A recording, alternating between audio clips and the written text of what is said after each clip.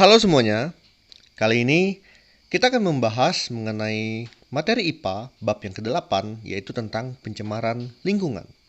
Nah, jadi seperti yang kita ketahui bahwa manusia itu mempunyai peranan dalam pembentukan dan perusakan ekosistem. Pembentukan ekosistem buatan, misalnya dengan membangun danau, waduk, persawahan, perkotaan, serta bendungan. Ataupun sebaliknya, yaitu eksploitasi sumber daya alam oleh manusia yang menimbulkan kerusakan lingkungan dan pencemaran lingkungan. Nah, apa saja sih kerusakan dan pencemaran lingkungan yang diakibatkan oleh manusia? Kemudian bagaimana dampaknya pada makhluk hidup? Dan bagaimana cara mengatasinya? Kita akan menemukan jawabannya setelah mempelajari bab yang ke-8 tentang pencemaran lingkungan. Mari kita lihat peta konsep yang pertama. Jadi, peta konsep ini kita akan melihat bahwa aktivitas manusia yang berdampak pada kerusakan dan pencemaran lingkungan. Nah, jadi apa saja sih yang akan kita bahas di dalam materi ini? Yang pertama adalah penebangan. Yang pertama kita akan membahas mengenai penebangan hutan secara liar. Kemudian yang kedua, ini adalah kegiatan industri. Kemudian yang ketiga adalah kegiatan rumah tangga dan penggunaan kendaraan bermotor. Kemudian ada pertanian dan peternakan. Jadi untuk penebangan hutan secara liar ini akan mengakibatkan kerusakan ekosistem, banjir, dan reboisasi. Sedangkan untuk yang keempat ini akan mengakibatkan yang namanya pencemaran lingkungan. Oke, mari kita lihat yang pertama, yaitu tentang penebangan hutan.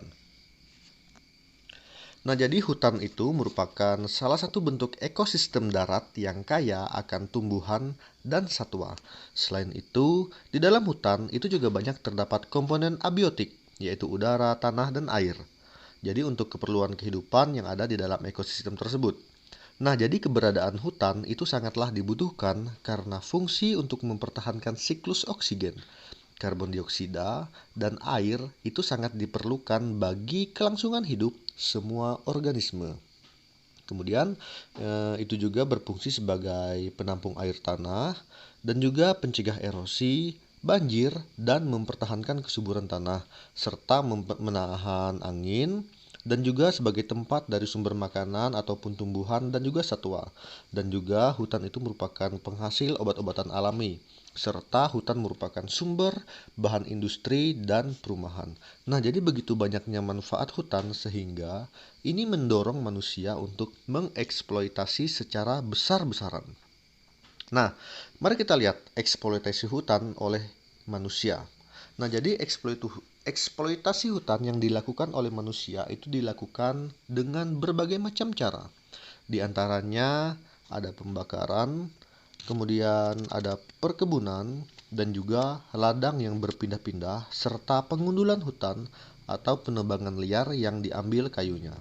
Nah, jadi eksploitasi hutan secara besar-besaran tanpa menghitungkan prinsip ekologi ini akan merugikan manusia itu sendiri.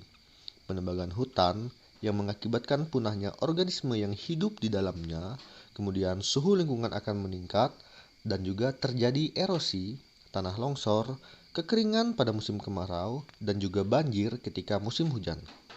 Oleh karena itu, perlu dilakukan upaya-upaya pencegahan dan penanggulangan kerusakan hutan. Nah, jadi ada 3 cara yang dapat kita lakukan untuk melakukan pencegahan dan penanggulangan.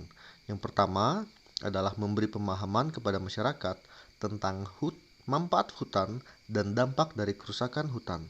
Kemudian, yang kedua adalah penebangan dan penanaman kembali ini harus seimbang. Dan yang ketiga itu adalah reboisasi dan penghijauan untuk memperbaiki kerusakan hutan. Jadi itu adalah 3 cara untuk menanggulangi kerusakan hutan.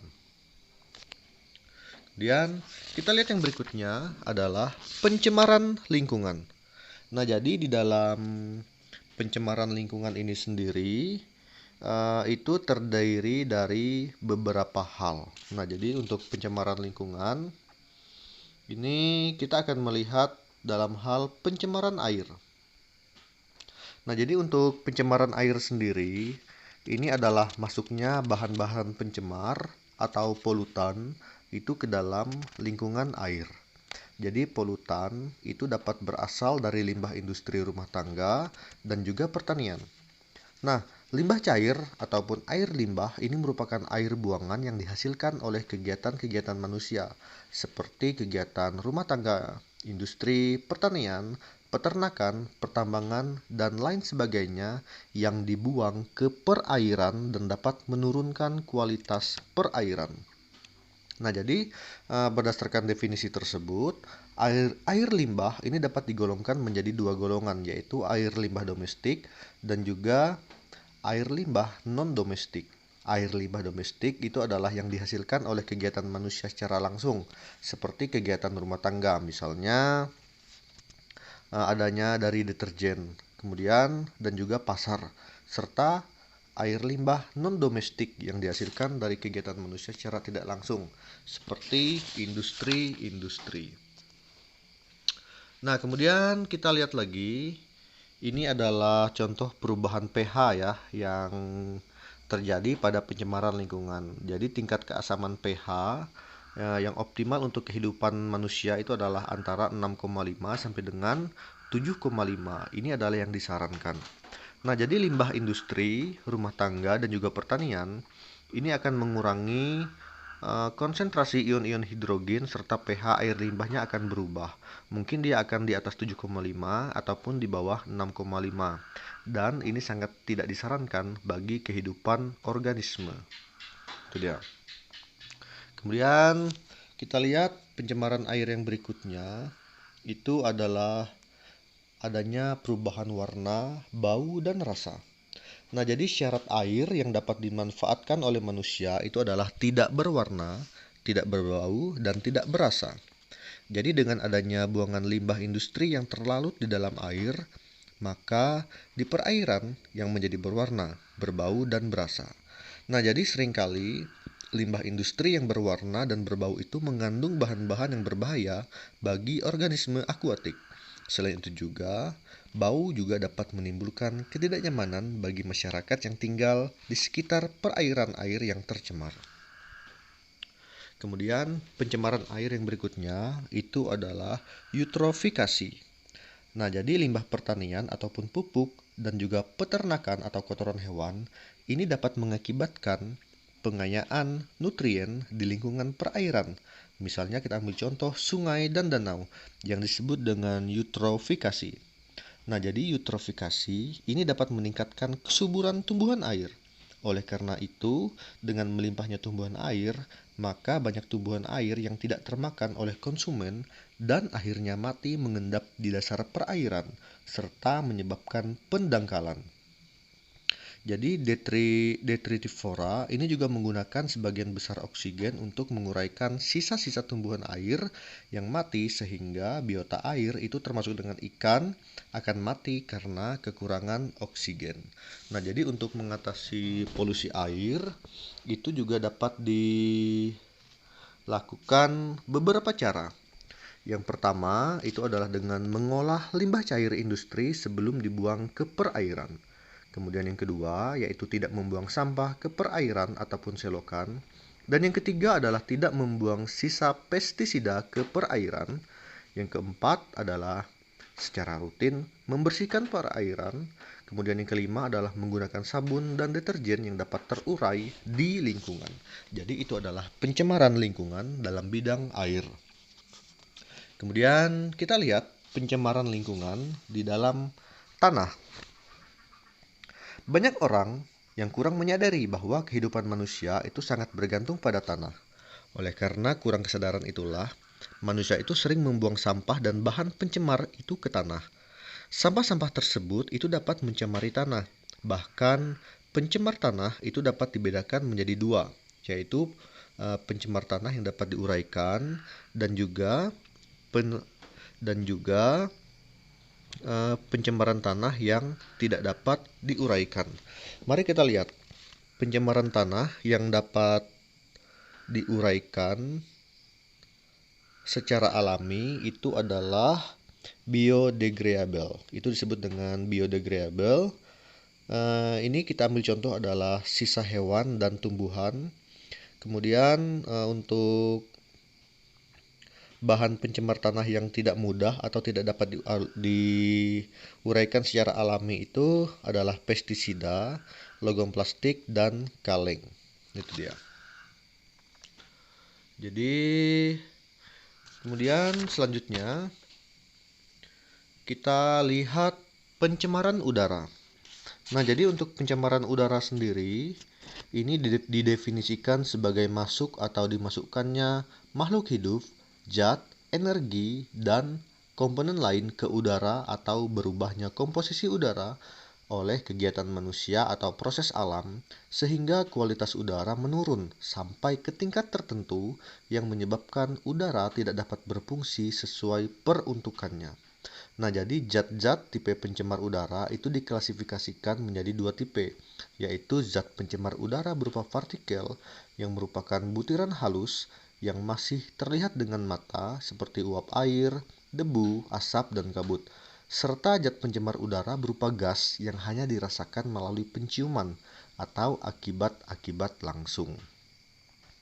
Nah, jadi mari kita lihat apa saja sih dampak dari pencemaran udara. Yang pertama adalah rusaknya lapisan ozon.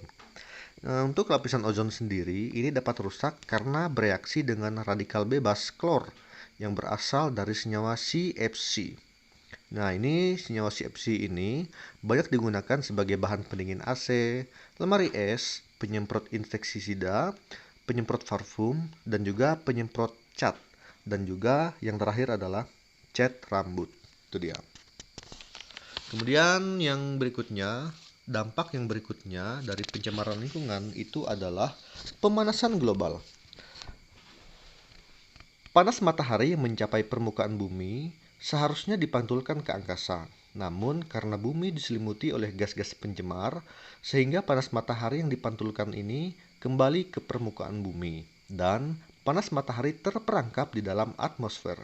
Nah, jadi peristiwa ini mirip dengan peristiwa yang ada di rumah kaca, sehingga dinamakan efek rumah kaca.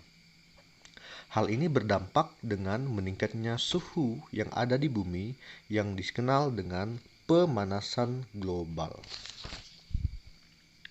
Kemudian, pencemaran udara yang berikutnya adalah hujan asam.